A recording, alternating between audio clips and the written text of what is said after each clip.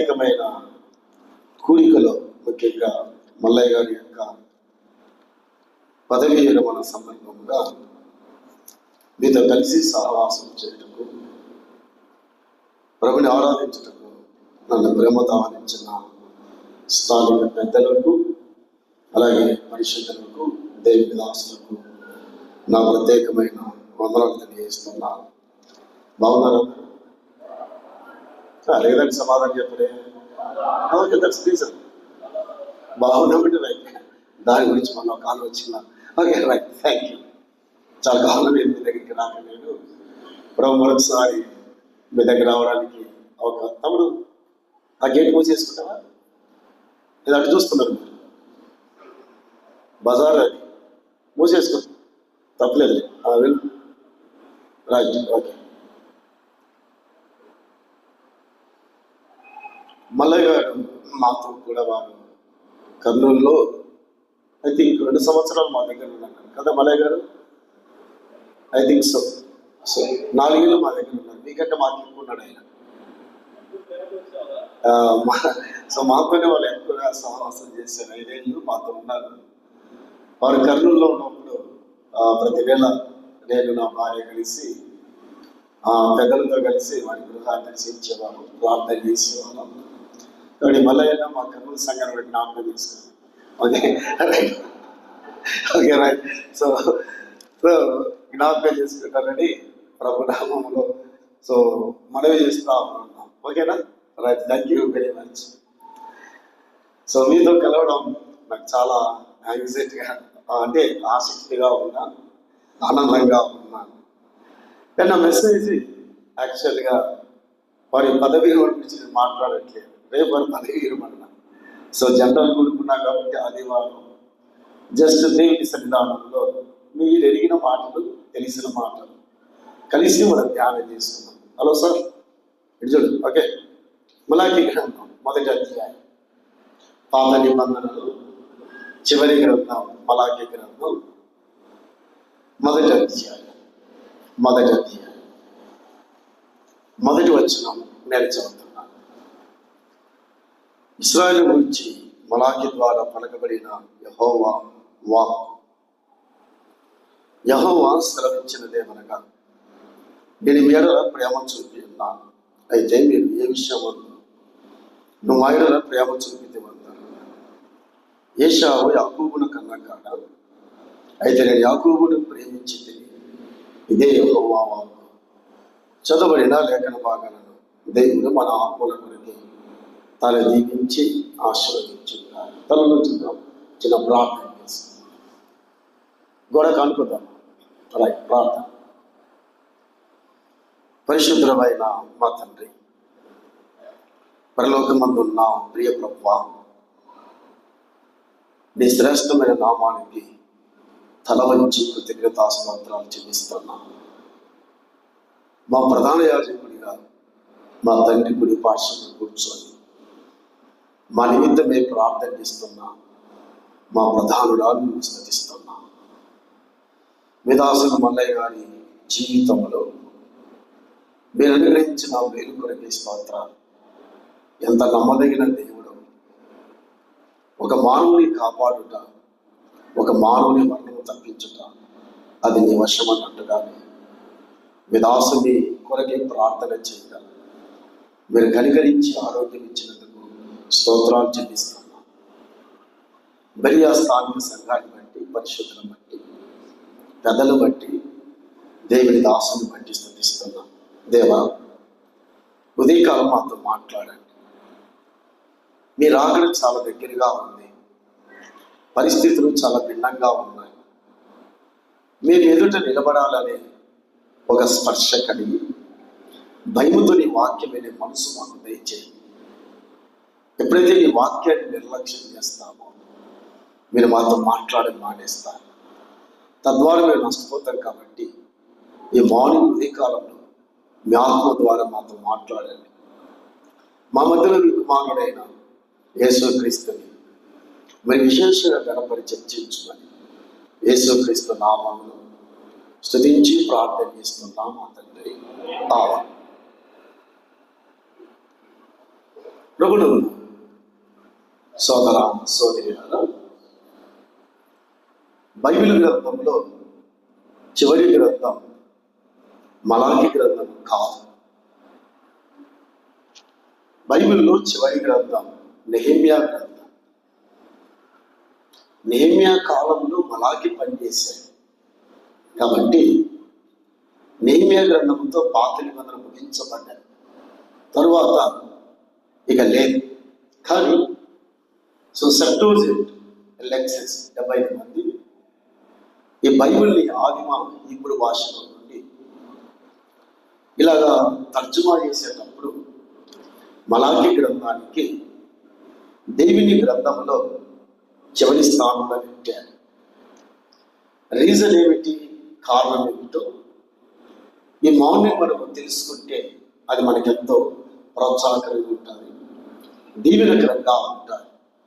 ఎందుకు దేవుడు ఆ సెప్టూజింట్ ద్వారా, బైబిల్ రచయితల ద్వారా మలాకి గ్రంథాన్ని పాత నిబంధనలో చివరి గ్రంథం చేర్చాడు అని పరిశీలిస్తే బైబిల్లో 3 సంగతులు ఈ మార్నింగ్ నేర్చుకున్నాం. నంబర్ 1, మలాకి గ్రంథం యొక్క స్థానం. దేవుడు ఈ గ్రంథానికి ఎందుకు స్థానం ఇచ్చాడు మలాకి గ్రంథానికి? రెండవది, మలాకి గ్రంథంలో ప్రజలు ఎలా ఉన్నారు? రెండవది. మూడవది, మలాకి గ్రంథంలో ఉన్న సారాంశం ఏమిటి? ఈ 3 తెలిస్తే ఈ 4 అధ్యాయాలు మన చేతిలో ఉన్నట్టు. నంబర్ 1, మలాకి గ్రంథం యొక్క స్థానం. నంబర్ 2, మలాకి గ్రంథంలో ప్రజలు ఎలా ఉన్నారు. నంబర్ 3, మలాకి గ్రంథంలో ఉన్న సారాంశం ఏమిటి? ఈ 3 స్పష్టంగా ప్రభు సన్నిధానంలో ఆయన వాక్య వెలుగులు దేవుని గ్రంథానికి అన్న పఠిస్తే, ధ్యానం చేస్తే మన హృదయానికి తెప్పరిలో చేస్తాడు ఆయన వాక్యం. ప్రభు నేరుగా మనతోనే మాట్లాడతాడు, మనతోనే స్పందిస్తాడు. సరే, మొదటిదిగా దేవుడు ఎందుకు ఈ గ్రంథాన్ని చివరిలో పెట్టాడు? నెహెమ్యా గ్రంథం ముగించాడు, ఇక క్లోజ్ అయింది. బట్ ఈ గ్రంథము ఇటు పాత నిబంధనలు చివరిగా, కొత్త నిబంధనకు ముందుగా పెట్టాడు మలాకి గ్రంథం అని ఆలోచిస్తే, ఆది కాండం ప్రారంభ గ్రంథం, మలాకి గ్రంథం ముగింపు గ్రంథం. ఈ 2 గ్రంథాలకు తేడా ఏమిటో చాలా స్పష్టంగా దేవుడు మాట్లాడుతున్నాడు. ఆది కాండ గ్రంథం మనం చూస్తే ప్రారంభంలో మానవుడు అనగా ఆదాము స్వతంత్రుడుగా ఉన్నాడు, స్వేచ్ఛాపరుడు. ఎప్పుడు? పాపము చేయనంత వరకు he got a freedom, స్వతంత్రత ఉంది, స్వేచ్ఛ ఉంది. కాబట్టి ఆది కాండంలో ఆది మానవుడైన ఆదాము దేవునితో ఉన్నాడు. నంబర్ 1, ఆయన సన్నిధానంలో సంతోషంగా ఉన్నాడు. ఏదేని తోట దీనిలో సంతోషంగా ఆనందంగా ఉన్నాడు. రెండవది, ఆదాము దేవునితో సహవాసం చేస్తున్నాడు. How amazing! సంతోషం దేవుని సన్నిధానంలో, ఆయన సన్నిధిలో ఉండడమే సంతోషం, ఆయన సన్నిధానికి రావడమే ఆనందం. అందువల్లే దావీదు ఒక మాట అంటాడు, బైబిల్ చదవాల్సిన చూడాల్సిన 16వ కీర్తన 11వ చరణంలో, నీ సన్నిధిలో నిత్య సుఖములు కలవు, ఇన్ దై ప్రజెన్స్. నీ సన్నిధిలో నిత్య సుఖములు కలవు. కాబట్టి ఆదాము దేవుని సన్నిధానంలో ఎందుకంత ఆనందంగా ఉన్నాడు? ఆయన సన్నిధిని అనుభవిస్తున్నాడు, సంతోషంగా ఉన్నాడు. ఒకటి, ఆదాము ఆదిమ కాండంలో సంతోషంగా ఉన్నాడు. రెండవది, ఆయన సన్నిధి అనుభవిస్తున్నాడు. మూడవదిగా దేవునితో సహవాసం చేస్తున్నాడు. మచ్ మోర్ ఫెలోషిప్, దేవునికి దాని దగ్గరగా ఉన్నాడు ఆదాము. దినము దేవునితో సహవాసం. ఎలాంటి సహవాసం? అది రిచువల్, ఐశ్వర్యం లాంటి సహవాసం. ఆదాము కలిగిన బాధ్యత, ధన్యత. ఇక చివరిగా ఆదాము దేవుని స్వరాన్ని వింటున్నాడు. రోజు ఆదాము దేవునితో మాట్లాడుతున్నాడు, దేవుడు ఆదాముతో మాట్లాడుతున్నాడు. అమ్మా, ఈ పాయింట్స్ రాదు కదా. సంతోషం, ఆయన సన్నిధి, ఆయన సహవాసం, ఆయన స్వరాన్ని వింటున్నాడు. ఎవరు? మన పితరుడైన ఆదాము. దేవుడు ఆదాముకి ఇచ్చిన బాధ్యత, ఆదాముకి ఇచ్చిన ధన్యత, ఆదాముకి ఇచ్చిన ఆశీర్వాదం. కానీ మలాకి గ్రంథానికి వచ్చేసరికి అదే మానవుడు అంటే ఆ సంతతిలో వచ్చిన ఆయన ప్రజలైన ఇశ్రాయేలీయులను చూస్తే ఈ 4 ఈ చివరి గ్రంథంలో కనపడదు. ఏ 4? వారు సంతోషంగా లేరు, దేవుని ప్రజలు. 2వది, వారు దేవుని సన్నిధిలో లేరు. 3వది, దేవునితో సహవాసం లేదు. 4వది, దేవుని స్వరం వారికి ఆగిపోయింది. అందువల్లే మలాకి గ్రంథానికి చివరి గ్రంథం దేవుని చేర్చారు. ఎందుకు? ఆయన సన్నిధిలో వారు సంతోషంగా లేరు. 2వది, సహవాసంలో లేదు, ఆయన సన్నిధి లేదు, ఆయన స్వరాలు లేదు. చిన్న అప్లికేషన్, ఈ 4 నీలో ఉన్నది. రియాలిటీ నువ్వు కూర్చున్నావు ఇక్కడ దేవుని సన్నిధానం, బట్ దేవునితో సహవాసం లేదు. ఈ గోడలతో నీకు ఉంది. చర్చి గోడలతో కాదు, అంతరంగంలో దేవునికి దగ్గరగా అవ్వడం, అంతరంగంలో దేవునికి సమీపంగా ఉండడం, అదే సహవాసం, అదే సహవాసం. సో 4వదిగా దినదినము దేవునితో మాట్లాడుతున్నారు. రియాలిటీగా పడతారు. ఇక్కడ కూర్చున్నాను, ఏదో ఆరాధన చెయ్యాలని పదాలు వర్ణిస్తున్నాం. ప్రధాన యాజకుడు, శూరుడు, వీరుడని వర్ణిస్తున్నాం. నీ నిజ జీవితంలో దేవుని స్వరం వింటూ ఆయనను ఆరాధిస్తున్నాను. రియాలిటీ వాస్తవికంగా దేవుని స్వరాలు వింటున్నావా? నీ క్వైట్ టైంలో, నీ పర్సనల్ బైబిల్ స్టడీ, ఇవి ఏమి వినకుండా దేవుని ఆరాధిస్తే అది వ్యర్థమైన ఆరాధన, అది పెదవులతో కూడిన ఆరాధన. దేవుడు అంటే ఆరాధన దేవుడు ఇష్టపడాడు. కాబట్టి ఈ మలాకి గ్రంథంలో ఈ 4 లేనప్పుడు అప్లికేషన్, దేవుడు అనగా మానవుడు దైవ చిత్తం నుండి అవుట్ అయ్యాడు, అనగా దైవ చిత్తం నుండి బయటికి వెళ్ళిపోయాడు. తద్వారా ఈ మలాకి గ్రంథంలో ఇశ్రాయేలు ప్రజలకు భద్రత లేదు. ఆయన ప్రజలమైన మనము కూడా ఎప్పుడైతే దైవ చిత్తం నుండి అవుట్ బయటికి వెళ్తామో ఈ లోకంలో భద్రత ఉండదు, దేవుని సహాయం ఉండదు, దేవుని దీవెన ఉండదు. సో ఈ విషయాలు మాట్లాడితే మలాకి గ్రంథం. కాబట్టి ఎందుకు దేవుడు పాత నిబంధనలో మలాకి గ్రంథాన్ని చివరిగా ఉంచాడంటే ఈ 4 లేవు. వారు దేవుని సన్నిధిలో సంతోషంగా లేరు, దేవుని సన్నిధిలో వారు లేరు, దేవుని సహవాసంలో లేరు, వారు దేవుని స్వరాలు వినట్లేదు. దేవుని ప్రజల మన విశ్వాస జీవితంలో నిజమైన ఈ 4 ఉన్నదే, ఈ 4 మనం అనుభవిస్తున్నామా? దాన్ని మనం మన జీవితంలో నెమరు వేసుకుంటున్నామా? అలా కాకపోతే దైవ చిత్తానికి నువ్వు బయట ఉన్నట్టుగా, యువర్ అవుట్ అనే చిత్తానికి వెలుపల ఉన్న లోపల లేదు. తద్వారా దేవుడు నీతో కలిసి ప్రయాణించే, నీతో కలిసి ఆయన మాట్లాడు. ఎప్పుడు? ఆయన చిత్తాన్ని కూడా బయట ఉన్నప్పుడు తెలియజేసే గ్రంథమే మలాకి గ్రంథం. ఇక 2వదిగా మలాకి గ్రంథంలో ప్రజలు ఎలా ఉన్నారు? దేవుని ప్రజలు ఆ రోజు ఎలా ఉన్నారు, ఈ రోజు ఎలా ఉన్నారు? ఈ రెండింటి గురించి జస్ట్ నేనులాగా చెప్పి మన సందర్భానికి వద్దాం. మలాకి గ్రంథంలో దేవుని ప్రజల మధ్య 4 అధ్యాయం, జస్ట్ ఊరిగా 2 ఒకసారి 4 అధ్యాయం. మొదటి అధ్యాయం మలాకి గ్రంథం, మొదటి అధ్యాయం 8వ వచనంలో వారి ఆరాధన బాగలేదు. నంబర్ 1. 2వ అధ్యాయంలో వారి వివాహ వ్యవస్థ బాగలేదు.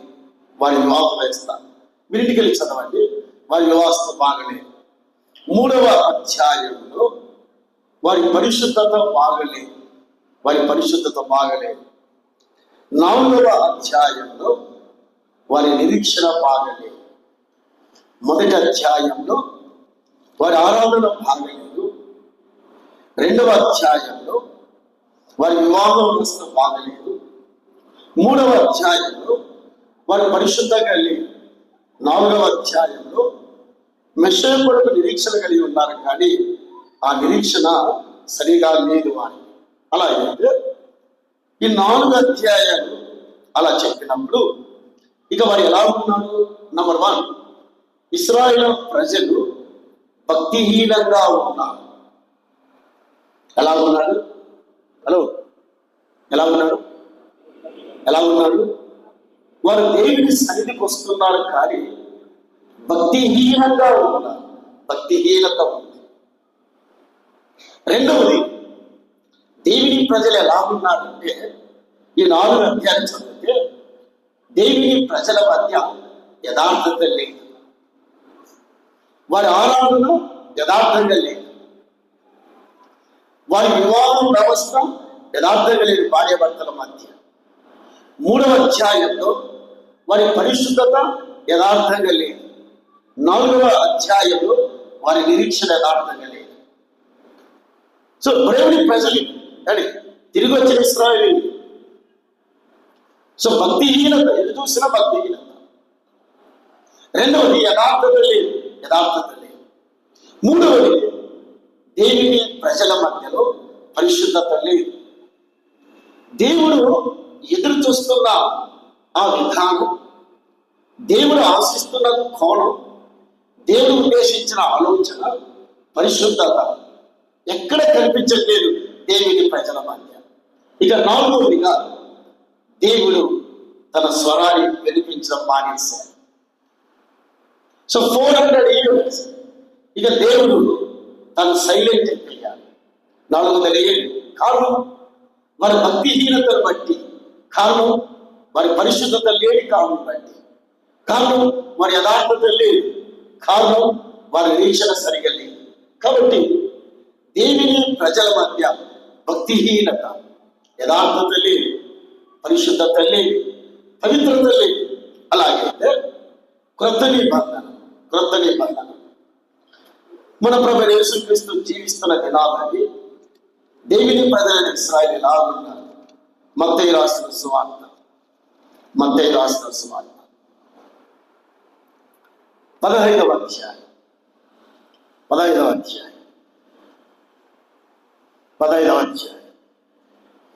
వచనం. వేషధారులారా, ఈ ప్రజలు తమ పెదవులతో నన్ను ఘనపరచుదురు, కానీ వారు హృదయం దూరంగా ఉన్నది.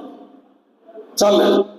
ప్రభు జీవిస్తున్న దినాల్లో కూడా దేవుని ప్రజల ఇశ్రాయేలు అలాగే ఉన్నారు. మలాకి దినాలలో దేవుని ప్రజల భక్తిహీనత, యథార్థత లేదు, పరిశుద్ధత లేదు. ప్రభు జీవిస్తున్న దినాలు, పరిచయ దినాలు, ఆయన పనిచేసే దినాల్లో కూడా దేవుని ప్రజల ఇశ్రాయేలు సేమ్ అలాగే ఉన్నారు. ప్రజలు యథార్థంగా లేదు. ప్రభు మిమ్మల్ని ఆరాధిస్తున్నారు పెదవులతో. ఈ మార్నింగ్ నీ స్తుతులు యథార్థంగా లేదు. రియాలిటీగా నిజంగా నువ్వు తృప్తిగా వచ్చావా ప్రభుని ఆరాధించడానికి? స్త్రీలైన పురుషులైన రియాలిటీగా నేను ప్రభుని ఆరాధించాలా, ప్రభుని స్తుతించాలా, మహోన్నతులైన ప్రధాన యాజకునికి కృతజ్ఞత కలిగి తగిన రీతిలో ఆరాధించడానికి సిద్ధపడొచ్చావా? యథార్థత ఉంటే సిద్ధపడతా. ఏదో బైబిల్ వచనాలు తెలిసావని స్తుతులలో వచనాలు వల్లించడం కాదు. నిజమేనా? ప్రబన్న భక్తిహీనమైన ఆరాధన చేస్తున్నారు. వారు దేవుని సన్నిధికి వస్తున్నారు, ఆరాధించడానికి వస్తున్నారు, బట్ పెదవులతో. సో అడ్డమస్తుగా అంతరంగంలో నుండి వారి ఆరాధన రావట్లేదు, వారి స్థుతి రావట్లేదు, వారి కృతజ్ఞత రావట్లేదు. ఫారవే దేవుని దూరంగా ఉన్నారు. కారణం ప్రజల మధ్య భక్తిహీనత ఉంది. ప్రభుదిన. రెండవది వారి ఆరాధన ఆయనకి ఇంపుగా లేదు. ఇంపుగా ఉండాలంటే యథార్థంగా ఉండాలి. మూడవది, వారి ఆరాధన పరిశుద్ధంగా లేదు. మలాకి దినాల్లో ఏముందో ప్రభు చేస్తున్న దినాలు సేమ్ అలాగే ఉంది, తేడా లేదు దేవుని ప్రజలు. ఇక మూడవదిగా ప్రస్తుతం మనం ఉండే దినాలు ఎలాంటి దినాలు? తిమోతికి రాస్తూ అపోస్తలుడైన పౌలు ఎలా చెప్పాడు చూడండి. తిమోతికి రాసిన మొదటి పత్రిక లేదా రెండో పత్రిక వెళ్దాం. రెండో పత్రిక పన్నెండు తిరగబోదు, కూర్చోండి. ఓకే రైట్, ఓకే జరుగుతాను. తిమోతికి రాసిన రెండో పత్రిక మూడవ అధ్యాయం మొదటి వచ్చిన అంత్య దినములలో అపాయకారమైన కాలములు వస్తుందని తిమోతి నువ్వు తెలుసుకో. బాగున్నావు తిమోతి, నో కుర్రోడా, యవనస్తుడా, నువ్వు తెలుసుకోవాల్సింది ఏ దినాలు? ప్రస్తుతం సంఘ దినాలలో మనం జీవిస్తున్న దినాలు అపాయకరమైన దినాలు. ఏ దినాలు? ద మోస్ట్ డేంజరస్ డేస్ లో ఉన్నాం. సోదరి సోదరా, చాలా అపాయంలో మనం ఉన్నాం. అందులో పౌలు జైలు నుండి రాస్తూ ఎఫెసీ విశ్వాసులారా, బెరియా విశ్వాసులారా 5:15 చెప్తూ దినములు చెడ్డబడి చెప్పారు. ఏమన్నాడు? దినములు చెడ్డాయి. బాగుందా? ఓయ్ కాలు కింద పెట్టి వాక్యం సీతాపతి కాదు నేను, అర్థమైందా? బైబిల్ లేదా? చేత పట్టుకో, కాలు గోక్కుంటున్నా. దినాలు చెడ్డాయి, దినాలు చూడండి. సంఘంలో ప్రజలు ఎలా ఉంటారు ఇక్కడ చెప్తున్నారు. మన గురించే, నీ గురించి, నా గురించే, కూర్చున్న నీ గురించి, నా గురించే. సో మలాకి దినంలో ప్రజలు భక్తిహీనంగా ఉన్నారు, యథార్థంగా లేరు, పరిశుద్ధంగా లేరు.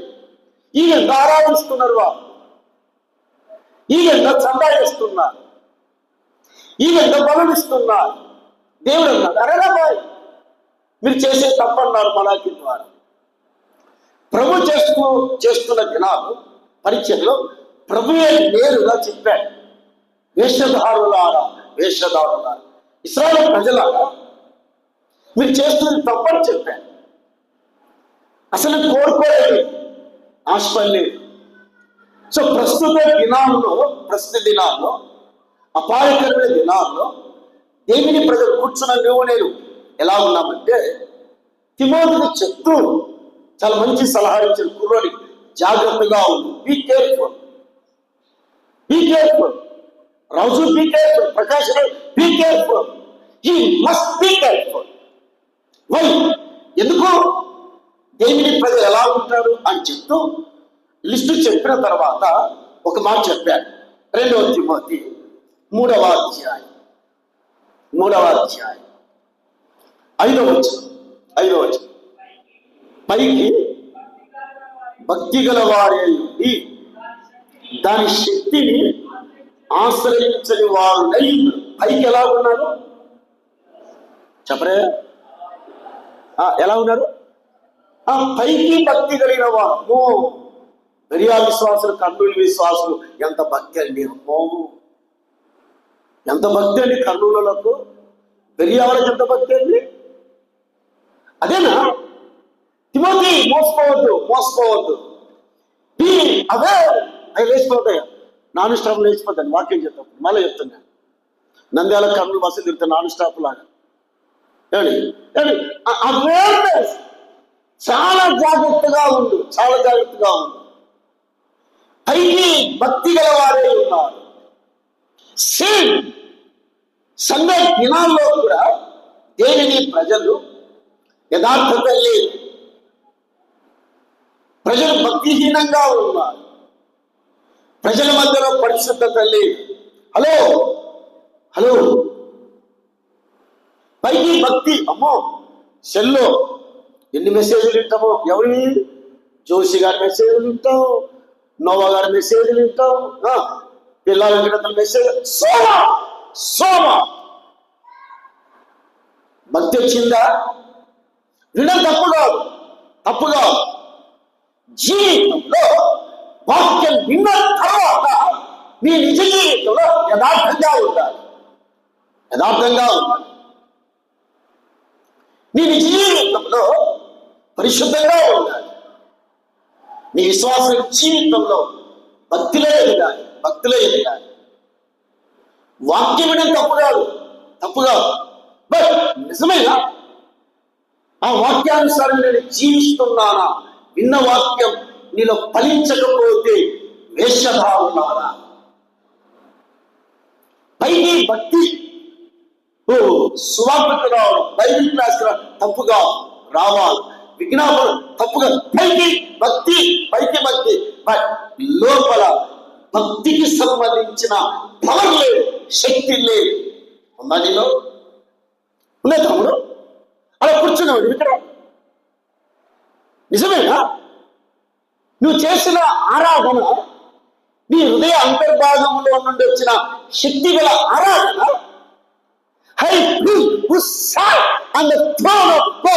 దేవుని కుడిపాల్సిన కూర్చున్న వ్యక్తి ప్రధాన యాజకుడు. ఎంత యథార్థంగా ఆరాధించాల తెలియదు నీకు? ఎంత భక్తిగా ఆరాధించాలమ్మా. కిరణాలు కూర్చోవడం, అటు కూర్చోవడం, ఇటు కూర్చోవడం. దేవుడు మనతోనే మాట్లాడుతున్నాడు, దేవుడు మనల్ని స్పందిస్తున్నాడు.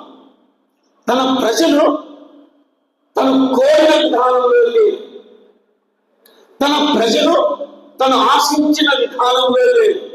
అందువల్ల తిమోతి ఇది అపాయకరమైన కాలం.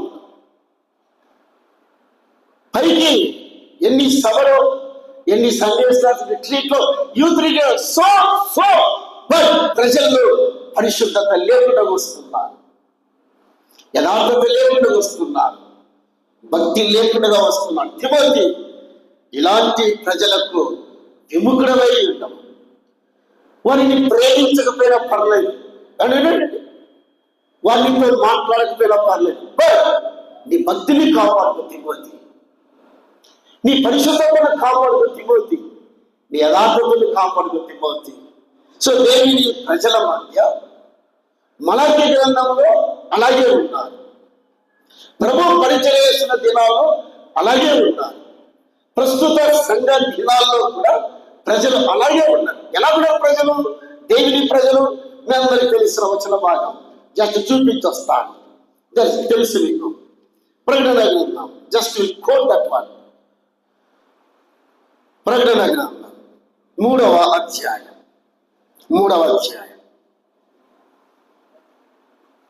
వచనం 15వ వచనం. నీ క్రియలు నేను ఎరుగుతాను, నువ్వు చల్లగా నేను, వెచ్చగా నేను లేవు, నువ్వు నిలువెచ్చలుగా ఉన్నా నేను, వెచ్చగా నేను ఉండిన నేను. నువ్వు ఎలా ఉన్నావు? నిలువెచ్చలుగా ఉన్నావు. బ్రదర్ ఎలా ఉన్నారు?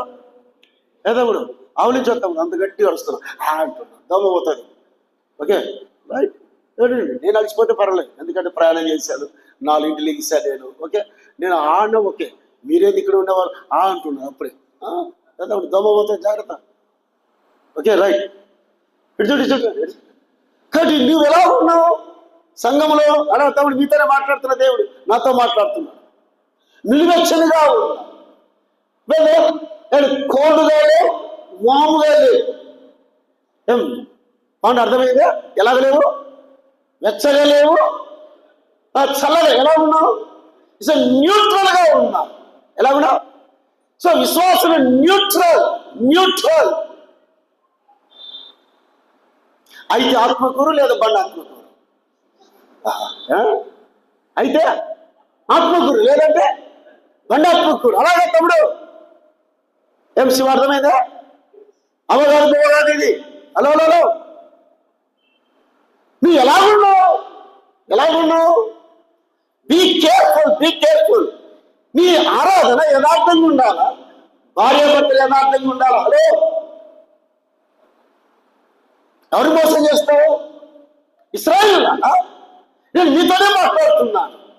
మీ ఆరాధన యథార్థంగా లేదు, మీ వివాహ వ్యవస్థ యథార్థంగా లేదు, భర్త భార్య పట్ల యథార్థంగా లేదు, భార్య భర్త పట్ల యథార్థంగా లేదు. మీరు నా సన్నిధికి వస్తున్నారు కాబట్టి ఎట్లా మీరు వెళ్ళండి, నా సన్నిధిలో నుండి అన్నారు దేవుడు. వెళ్ళిపోయింది. మీరా పాటలు పాడేది, మీరా స్తుతించేది, మీరా కానుకలిచ్చేది. అసలు మీ విధానం బాగలేదు మలాకీ గ్రంథంలో. సో మత్తయిలో బాగలేదని చెప్పాడు దేవుడు. సో తిమోతిలో అదే చెప్పాడు. సో 3వ అధ్యాయం మలాకీలో పరిశుద్ధంగా లేరు మీరు, ప్యూరిటీ లేదు మీ మధ్యలో, ప్యూరిటీ లేదు. నేనెవరో మీకు తెలుసు, నేను నేను మార్పు లేదు, పరిశుద్ధ దేవుడు. మీరు నా ప్రజలు, మీరు అలాగే ఉండాలి, మారకూడదు. You must not change. విశ్వాసి, దేవుని బిడ్డ, పరిశుద్ధురాల, దేవుడు మార్పు లేనివా, unchangeable god. What a wonderful our I prince. మన ప్రధాన అన్చేంజింగ్, ఆయన ఎల్లప్పుడూ నిరంతరం ఉండే ప్రధాన యాజకుడు. అతి పరిశుద్ధ స్థలంలో ప్రవేశించిన ప్రధాన యాజకుడు. బ్రదర్, మనం కూడా యాజకులం. హలో, వస్త్రాలు ధరించి కూర్చున్నాం ఇక్కడ. ఏ వస్త్రాలు? హలో, ఏ వస్త్రాలు? ఏ వస్త్రాలు? మీకు తెలుసు కదా, దర్యా అని. మీరు రాజులైన యాజక, మన యాజక వస్త్రాలు ధరించాం. ఇక్కడ కాదు, బయట కూడా అదే ఉండాలా. ఈ వస్త్రాలతోనే బయటికి వెళ్ళాలా. మీకు అర్థమైందా? ఏ వస్త్రాలతో? అరే చెప్పండి, ఏ వస్త్రాలతో? అంతేగాని అక్క నీ చీర 4,000 నీకు అడగకూడదు. హలో, ఈ ప్లేస్ ఏంది? ఈ ప్లేస్ మీకు అర్థం కావట్లేదు. ఇవాళ క్రీస్తు, నువ్వు యాజకుడివి. ఇడ్చుడు అలా పెట్టుగా. నేను పాండు సీతపతి కాదు, వాక్యం అర్థమవుతుంది. నేను యాజకురాలు. మన ప్రధాన యాజకుడికి రిప్రజెంట్, ప్రతినిధులు ఎలా ఉండాలో యథార్థంగా ఉండాలా యాజకుడు, పరిశుద్ధంగా ఉండాలి యాజకుడు. 3వది, యాజకుడు ఎప్పుడు కూడా నమ్మకంగా ఉండాలి. ఇశ్రాయేలులారా, నా ప్రజలైన మీరు అలాగ లేరు. ఏ చలయ అర్థమైందా? వలించడం కాదు. బైబిల్లో వచ్చిన ఆది కానుడి ప్రకటన వరకు వచ్చినా కాబట్టి ఏదో స్థుతించాలా, ఏదో పాడుపడాలలో. హలో, సరే బయలు, అది కాదు తమ్ముడు. దేవుని సన్నిధానంలో కాలం గడిపి రావాలా. నువ్వు స్థుతించాలి అంటే, ప్రభుని ఆరాధించాలంటే, ఈ must be prepared in the presence of God. Hours కూర్చొని రావాలి, దేవుడు నాతో మాట్లాడాలి. కాబట్టి దేవుని ప్రజలు యథార్థంగా లేదు, పరిశుద్ధంగా లేదు, భక్తిలో లేదు. ఈ 3 లేనప్పుడు ఇక దేవుడు వాటితో మాట్లాడడం మానేశాడు. 400 సంవత్సరాలు. ఎన్ని సంవత్సరాలు? హలో, ఎన్ని సంవత్సరాలు? నేను ఒక మాట అడుగుతాను సింపుల్గా. Shall ask question. When I was నేను ఎవాంజలికల్ యూనియన్లో అప్ టు ఎంఏ లిటరేచర్ వరకు ఉన్నప్పుడు, మా స్పీకర్ అంటే మాకు ఇన్స్పిరేషన్ ఇచ్చిన సత్కీతర ఒక మాట అనేవాడు. దేవుడు మనతో మాట్లాడడం మానేస్తే బెటర్ టు సైలెంట్ ఆరాధన చెయ్యద్దనేవాడు. ఏ చెన్నై అర్థమైంది? ఎవరు మాట్లాడదు మానేస్తే? ఎవరు మాట్లాడారు? 400 years దేవుడు వారితో మాట్లాడడం మానేసినప్పుడు ప్రజలు ఎలాగయ్యారు? అమ్మ చూడ, shall ask one question. I'm putting the application before. ఒక అనుభవం వేస్తున్నా. దేవుడు మీతో మాట్లాడుతున్నాడా? మాట్లాడమంటే శేషనా కడేసాయి. శేషన్న గౌడ నీ పేరు? ఫోన్ చేయొద్దులే. ప్రభు మనతో మాట్లాడడం మానేస్తాడు.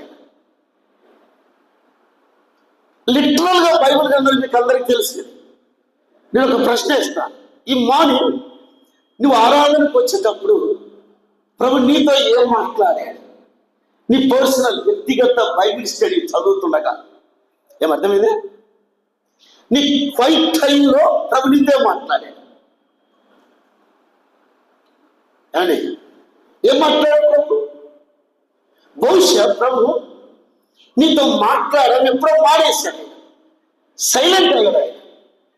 నీవేమో ప్రభుని ఆరాధిస్తున్నావు, ప్రభుని స్తుతిస్తున్నావు, ప్రభు కానిపిస్తున్నావు. కానీ లాభం ఏంటి? ప్రభు మనతో కొన్ని సందర్భాల్లో మాట్లాడడం మానేస్తాడు. సింపుల్గా మనం ఒక మాట చూసి వెళ్ళిపోతాం. జస్ట్ సింపుల్గా నేను అన్ని వచ్చినా చెప్పండి, టైం లేదు కాబట్టి. ఆది కాండం 31వ అధ్యాయం, తొందరగా 31వ అధ్యాయం. ఆది కాండం 31వ అధ్యాయం 3వ వచనం చదువు. 3వ వచనం చదివా? అప్పుడు అక్కడ అప్పుడు యెహోవా ఏంటి కుర్రలారా, చాలా మంది కుర్రలు బైబిల్ని కేర్ఫుల్గా చదవండి. మన స్పర్జన్ అన్నాడు, చదువు బైబిల్ జాగ్రత్తగా చదువు, మరి ఎక్కువ జాగ్రత్తగా చదువు. ఇక్కడేమన్నాడు? అప్పుడు యెహోవా అన్నాడు. ఎప్పుడు? ఎప్పుడు? 20 ఏళ్ళ తర్వాత. ఎన్నేళ్ళు? 20 ఏళ్ళు ఎక్కడున్నారు? ఆ దేవుని అడిగి చెప్పారంటారా? ఎక్కడున్నాడు తమ్ముడు ఆయన? 20 ఏళ్ళు పట్టణంలో ఉన్నాడు. ఎక్కడ? పట్టణంలో. ఈ 20 years ఎక్కడెక్కడ? పట్టణంలో ఉన్నాడు. ఏమైనా వెళ్ళలేదు. దేవుడు మాట్లాడలేదు. ఎవరితో చెప్పరే? యాకోబు. వినండి, యాకోబు ఆరోగ్యంగా ఉన్నాడు. అలా వినబాగా ఆర్థికంగా బాగున్నాడు. ఆరోగ్యంగా ఉన్నాడు, ఆర్థికంగా బాగున్నాడు, ఆత్మీయంగా బాగలేదు. పట్టణంలో వినండి, 3 లేదు, 20 ఏళ్ళు దేవుని సన్నిధానంతో లేదు, దేవుని సహవాసం లేదు. 3వది దేవుని స్వరం లేదు. ఎన్నేళ్ళు చెప్పమా? ఎన్నేళ్ళు? 20 ఏళ్ళు. ఎవరికి? యాకోబుకి. 20 years దేవుడు సైలెంట్ అయినప్పుడే కుటుంబంలో భార్యాభర్తలు కొట్టుకున్నారు. హలో హలో హలో విను. పెద్దలు ఎందుకు కొట్టుకుంటారు? సేవకు ఎందుకు కొట్టుకుంటాడు? దేవుడు మనతో మాట్లాడడం మానేసినప్పుడే. హలో, ఇది ఫ్యాక్ట్, ఇది ఫ్యాక్ట్, ఇది ఫ్యాక్ట్. భార్యాభర్తలు ఎందుకు కొట్టుకుంటారు? కుటుంబంలో ఎందుకు అనైక్యత వస్తుంది? భార్యాభర్తల మధ్య, కుటుంబంలో అబ్బాయి కొడుకుల మధ్య ఎందుకు అసమాధానం వస్తుంది? బికాజ్ దేవుడు మనతో మాట్లాడడం మానేసినప్పుడే.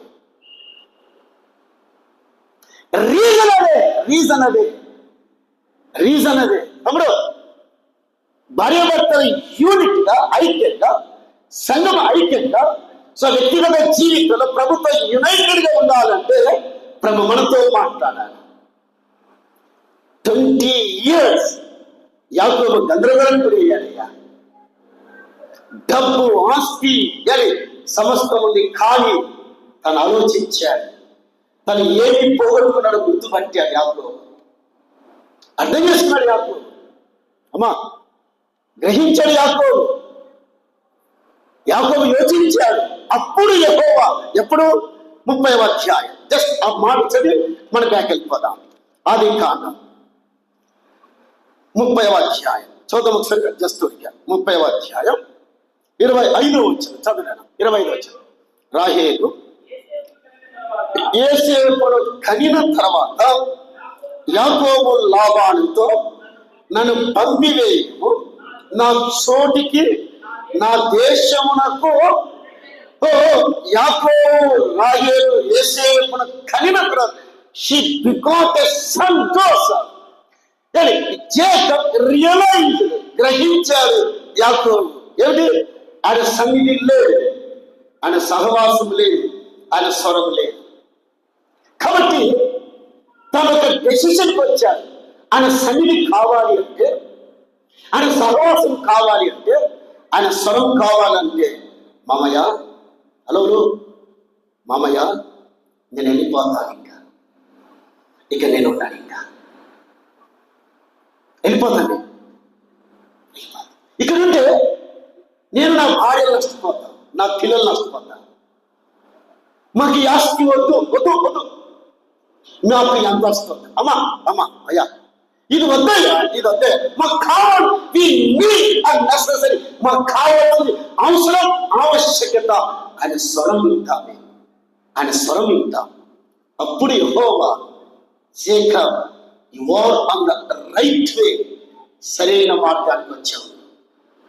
20 ఏళ్ళ తర్వాత మాట్లాడే, ఎన్నేళ్ళు తమ ఎన్నేళ్ళు, నీ జీవితంలో నా జీవితంలో అదే జరుగుతా, జాగ్రత్త. సింపుల్గా తీసుకోవద్దు. దేవుడు ఎవరితో ఆడుకున్నా గెలుస్తేమో కానీ దేవునితో ఆడుకోవద్దు. Don't play with god. ఎవరితో ఆడుకోకూడదు, ఎవరితో ఆడుకోవచ్చు లోకంలో, బట్ ఎవరితో ఆడుకోకూడదు, దేవునితో ఆడుకోవద్దు. కాబట్టి భక్తి ఉన్నట్టు నటించొద్దు. మరి అవిశ్వాసులారా, హలో, యథార్థత ఉన్నట్టు నటించొద్దు, పరిశుద్ధత ఉన్నట్టు నటించొద్దు. అలా నటిస్తే దేవుడు ఆగిపోయాడు. 400 years దేవుడు సైలెంట్ అయ్యాడు, మౌనయ్యాడు. యాకోబు జీవితంలో దేవుడు సైలెంట్ అయ్యాడు, మాట్లాడి ఇష్టలేదు ఆయన. సో వండర్ ఏంటంటే, విచిత్రం ఏంటంటే, ఇది ఆదికాండం. సింపుల్ గా ఒక మాట చూద్దాం.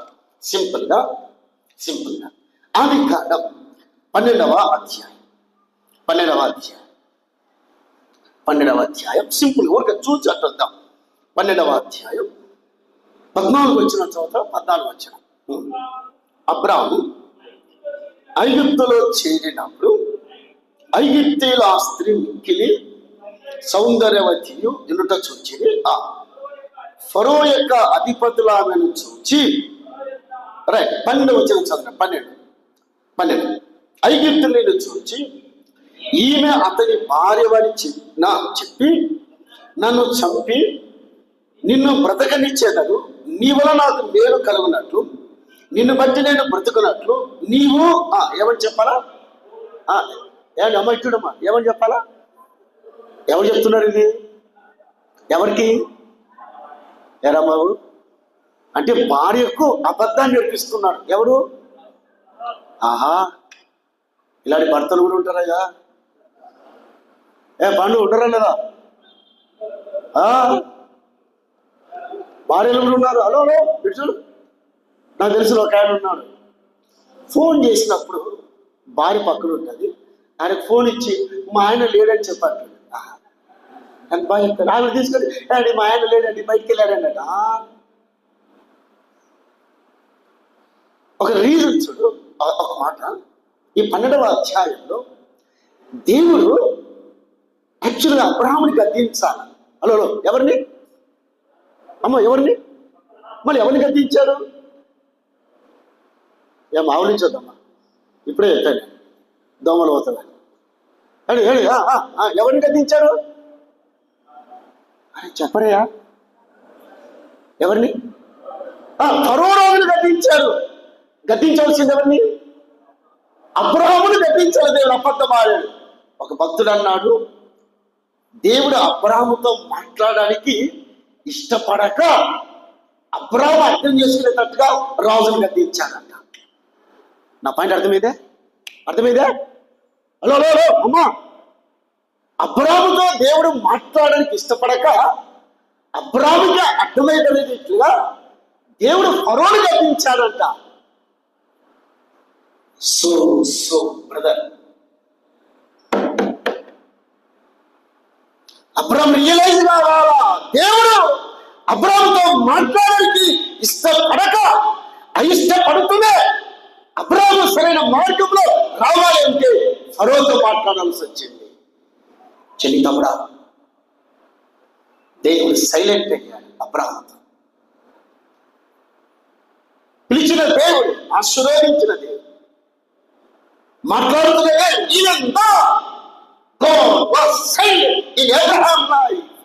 దేవుడు మౌని అయ్యాడు. హలో తమ్ముడు, జాగ్రత్త, సేవకులమైన ఎవరితోనైనా బీ కేర్ఫుల్ బ్రదర్. దేవుడు మాట్లాడడం మానేస్తాడు. తెలుసు మనకి సంగతి, తెలియదు కాదు. 400 years దేవుడు మాట్లాడడం మానేశాడు. 20 ఏళ్ళు యాకోబుతో మాట్లాడడం మానేశాడు. బైబిల్ గ్రంథకర్తలు పింక్ అనే భక్తుడు అన్నాడు 12వ అధ్యాయంలో దేవుడు అబ్రహాముతో 10 ఏళ్ళు సైలెంట్ అయ్యాడు. 10 ఏళ్ళు మాట్లాడలేదు దేవుడు. అబ్రహాంకి గొర్రెలు, కోట్లు, దాసి, బంగారు, వెండి అన్నీ ఉన్నాయి. ఈవెంతో దేవుని మాట ఆగిపోయింది. అబ్రహాం కొట్టిమిట్లాడుకుంటున్నాడు. దేవుడు మాట్లాడడం మానేశాడు. అర్థం కావట్లేదు. ప్రార్థన చేసుకున్నాడు, ప్రభుని వేడుకున్నాడు. ఈవెందో దేవుడు సైలెంట్ అయ్యాడు. అందువల్లే దావీదు మహారాజు ఏమన్నాడో చూద్దాం. కీర్తనల గ్రంథం 400 ఏళ్ళు ఇశ్రాయేలుతో మాట్లాడడం మానేశాడు. యాకోబుతో మాట్లాడడం మానేశాడు.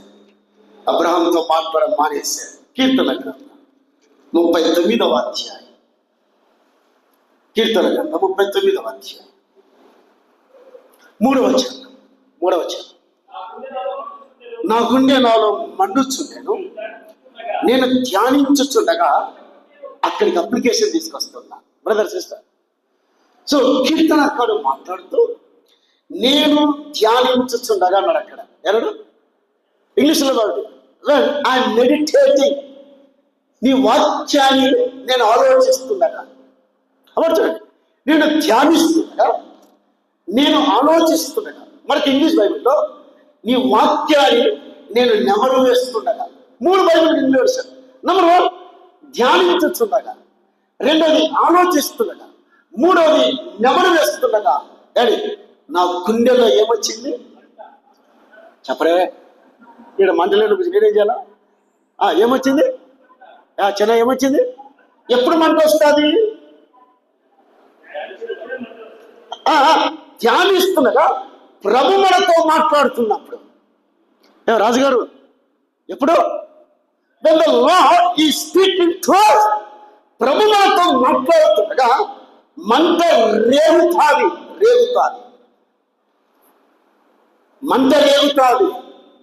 ప్రియాలో దేవుడు మంటను రేపును గాక. ఆయన సన్నిధికి పైనుష్టుడికి రావాలని మంట వస్తాడు.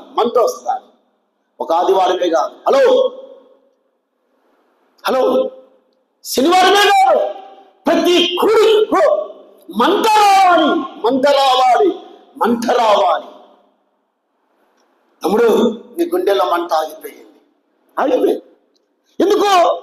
ప్రభునితో మాట్లాడడం మానేసాడు. అదే కారణం. నీ ఆరాధనలో మంట లేదు, నీ సువార్తలో మంట లేదు. సో ఒక ఆయన చదువుతున్నారా, ఇక్కడ ఉన్నారు ఈ పిల్లలు. స్టెరెట్ మంట రేగి స్టూడెంట్స్ మధ్యలో మంట రేగొచ్చాడయ్యానా. స్టెరెట్ స్టూడెంట్స్ డ్రగ్స్ కి అలవాటై పాపానికి బానిసై, వ్యభిచారానికి, జాగ్రత్తకి బానిసలు మంట పుట్టి ఎవాంజలికల్ స్టూడెంట్స్ ఆఫ్ ఇండియా ప్రారంభించారు. ఆ మంట మనకు లేదు.